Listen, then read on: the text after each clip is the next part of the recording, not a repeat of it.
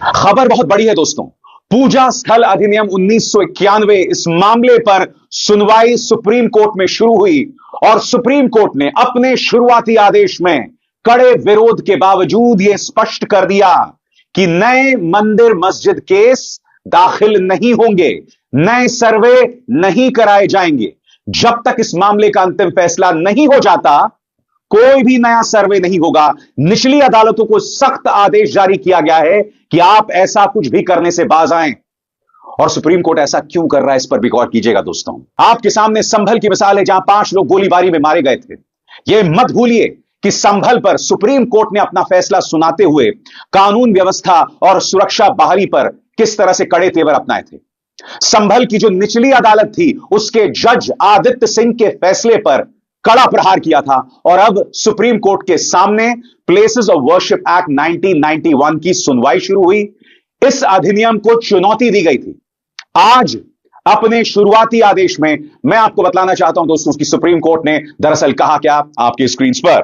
भारत के सर्वोच्च न्यायालय ने भारत में किसी भी पूजा स्थल के खिलाफ सर्वेक्षण आदेश पारित करने पर रोक लगा दी है, यानी सर्वे पारित करने पर रोक लगा दी है।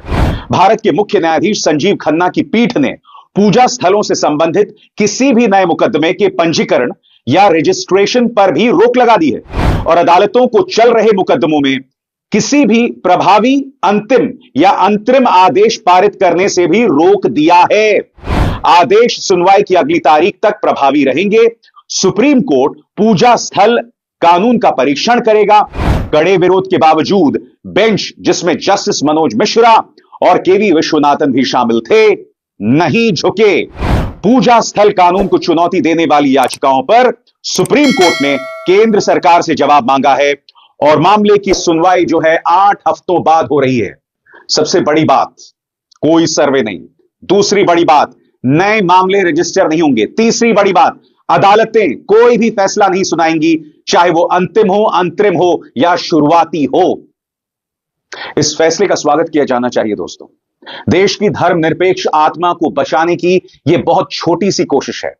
हालांकि मैं जानता हूं समय सिर्फ 8 हफ्ते का है, मगर आप जानते हैं कि संभल में जो तनाव पैदा हुआ था, जिसमें 5 लोग गोलीबारी में मारे गए थे, तनाव लगातार बढ़ रहा था। कई जगहों पर यह तनाव सामने उभर कर आ रहा था। कई शहरों में, खासतौर से उत्तर प्रदेश के कई शहरों में निचली अदालतें जो है आदेश जारी कर रही थी। बनारस के अंदर एक कॉलेज के अंदर एक मस्जिद के वजूद को लेकर विवाद पैदा हो गया था, यानी गली गली, मोहल्ले मोहल्ले धार्मिक स्थल को लेकर बवाल पैदा हो रहा था। मैं आपको बतलाना चाहूंगा कि सुप्रीम कोर्ट के वकील जो है प्रशांत भूषण, उन्होंने इस बात का स्वागत किया है। वो कह रहे हैं, huge kudos to Sanjiv Khanna led supreme court for the salutary order staying all fresh suits and surveys by any court on places of worship. Let us hope this is a step to reversing the slide of our country towards mob rule. Salute. आखिरी पंक्ति पर गौर कीजिएगा। प्रशांत भूषण इस मुद्दे का स्वागत कर रहे हैं कि जिस तरह से देश जो है भीड़ इंसाफ की तरफ बढ़ रहा था, मॉब लिंचिंग की तरफ बढ़ रहा था, उस पर लगाम लगेगी। और हो भी यही रहा था दोस्तों। हर तरफ इस सर्वे के नाम पर आप जानते हैं एक खास पॉलिटिकल सोच समाज में नफरत फैला रही थी, क्योंकि इनके बच्चे तो विदेशों में पढ़ाई करते हैं, मगर आपके बच्चों को इसमें लगा दिया गया है। और मैं आपको याद दिलाना चाहूंगा, और यह बार बार मैं आपको बतलाते रहता हूं, कि खुद सरसंघ चालक मोहन भागवत ने कहा था कि हर मस्जिद के नीचे शिवलिंग तलाशने की जरूरत नहीं है। उसके मद्देनजर यह बहुत जरूरी हो जाता है। समानांतर तौर पर गोदी मीडिया वो अपना जहर उगल रहा था। हम ये उम्मीद कर सकते हैं कि कम से कम अगले 2 महीने यह बवाल नहीं होगा। मुझे पूरी उम्मीद है कि सुप्रीम कोर्ट अंतिम फैसले तक इस आदेश को जारी रखेगा। मैं इसका स्वागत जरूर कर रहा हूं दोस्तों, मगर मुझे अंतिम फैसले का इंतजार रहेगा। क्योंकि याद कीजिएगा, इससे पहले मैंने इस पर एक कार्यक्रम किया था।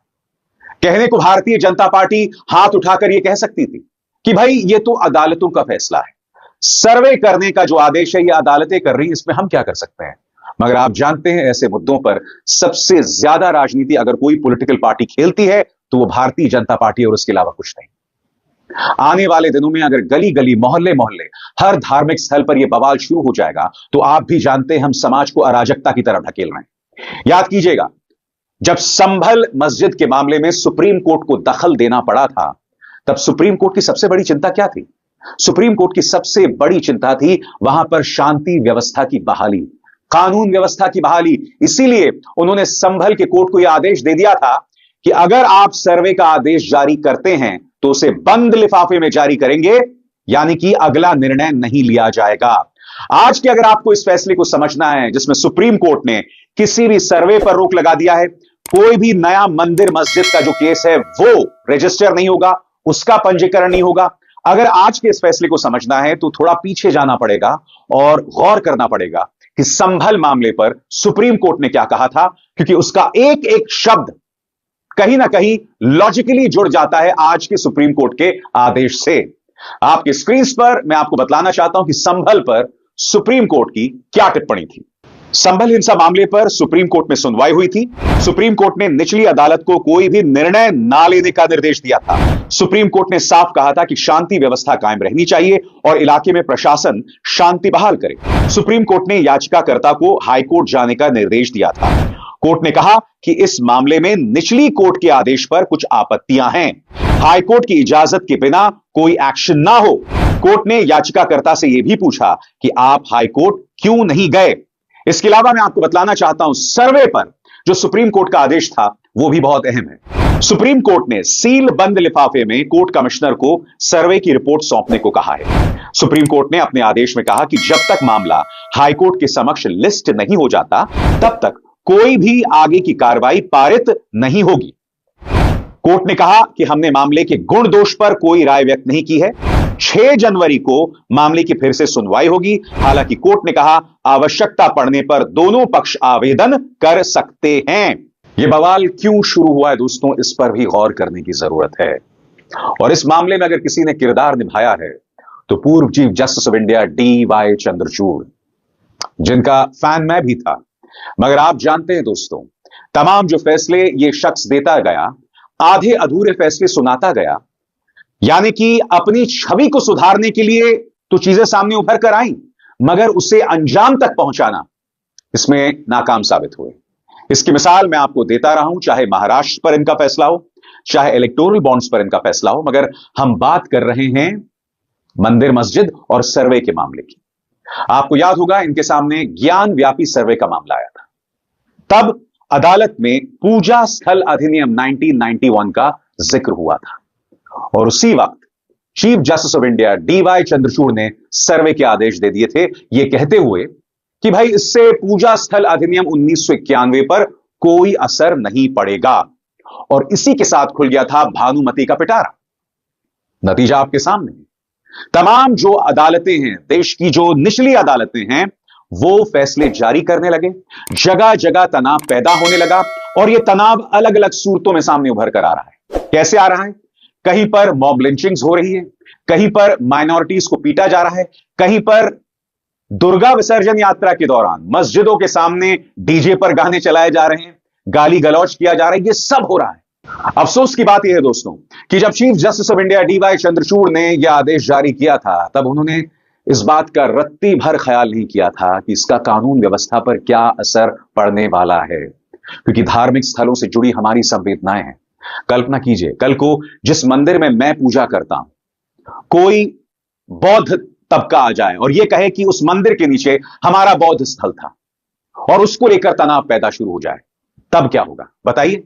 क्योंकि आप में से कई लोग इस मुद्दे को धर्म के नजरिए से देखने की कोशिश करते हैं, एक हिंदू या मुस्लिम के तौर पर देखने की कोशिश करते हैं। जो हिंदू तबका है और उनमें से एक बहुत छोटा तबका है जिसके मन में नफरत है, जब वो लोग इस मामले को देखते हैं तो प्योरली एक हिंदू और भारतीय जनता पार्टी के पक्ष से देखते हैं। मुसलमान तबका है वो भी अपने धर्म, अपने मजहब के लिहाज से देखता है। मैं जब इस मामले को देख रहा हूं तो एक नागरिक के नाते, एक भारतीय के नाते देख रहा हूं। मैं नहीं चाहता हूं कि धर्म एक ऐसा मुद्दा बने जिसके जरिए समाज में तनाव पैदा हो, जिसके जरिए समाज में अराजकता हो। और सबसे बड़ी बात, इस बात पर गौर कीजिए दोस्तों, 2014 से पहले इस देश की क्या सोच हुआ करती थी? आप और हम आगे देख रहे थे। भारत एक ऐसा डेस्टिनेशन था विदेशी निवेशकों के लिए, विदेशी कंपनियों के लिए, जो भारत में आकर इन्वेस्ट करना चाहते थे, क्योंकि उन्हें लगता था कि भारत में धर्मनिरपेक्षता है, भारत में अपनी बात कहने की आजादी है। मगर 11 साल बाद सब कुछ बदल गया। आज आप और हम हिंदू मुस्लिम कर रहे हैं, 2014 से पहले हिंदू कभी खतरे में नहीं था दोस्तों, मगर हम धीरे धीरे मध्य पूर्व में जो कट्टर तबका होता है इस्लाम का, उसी की राह पर चल पड़े।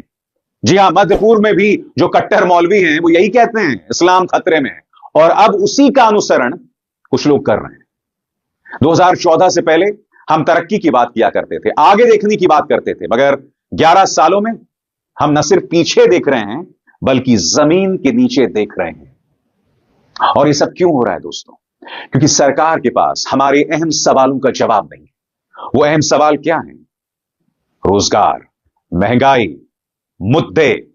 जब इन सवालों का जवाब नहीं होता है तो जनता का ध्यान भटकाने के लिए आप संवेदनशील मुद्दों को लेकर आते हैं।